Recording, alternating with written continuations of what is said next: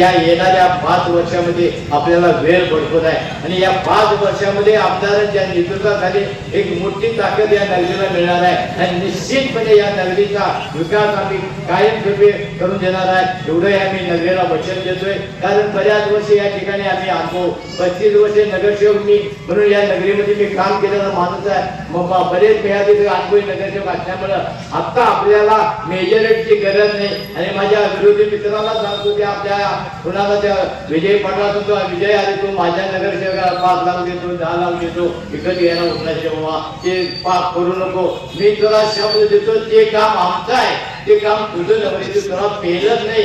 मी फक्त तुला एक सांगतोय मी या ठिकाणी मी या नगरीला वचन देतोय आमचे 12 आमदार आम्ही फुटे देणार नाही आणि त्यांचा विरोधी पक्षाचा 5 वर्षात एकही नगरसेवक आम्ही जवळ घेणार नाही त्यांना फोडाफोडी करणार नाही असं मी कुरुंदवाड नगरीला वचन देतोय आणि ते पाप मी करणार नाही। कारण गेल्या 10-20 वर्षामध्ये या नगरीमध्ये बरेच जो आमच्या कुरुंदवाड नगरीचे नगरसेवक फुटतात बदनाम होतात वेळ फुटतात म्हणजे आमच्या नगरीला जो डाग पडलाय तो डाग परत या नगरीला येऊ देणार नाही आणि तो प्रसंग नगरसेवकावर येऊन देणार नाही। म्हणून माझ्या विरोधी मित्रांना सांगतोय बाबांनो तुमचे नगरसेवक तुम्ही सुखी ठेवा जिल्ह्याकडे तुम्ही सुखी राहा तुम्ही आमच्या नादाला लागू नका आणि आमचे नगरसेवक फोडायला लागू नका। हे मातृगत नगरसेवक आहेत हे काय कुठल्या ह्याच्याची माणसं नव्हे। त्यामुळं आमच्याच त्या नगरसेवकांनी आम्ही कालच्या 2 दिवसाच्या मिटिंगा झाल्या ते नगरसेवकांचा मला जे अनुभव आला खरोखरच एवढं मला समाधान वाटलं। उपाध्यक्ष निवडीना कुणी नाही जवाहरलाल जागा तुम्ही आमदार साहेब निर्णय घ्या आम्हाला मान्य आहे दोघांना आम्हाला या लोकांनी अधिकार दिला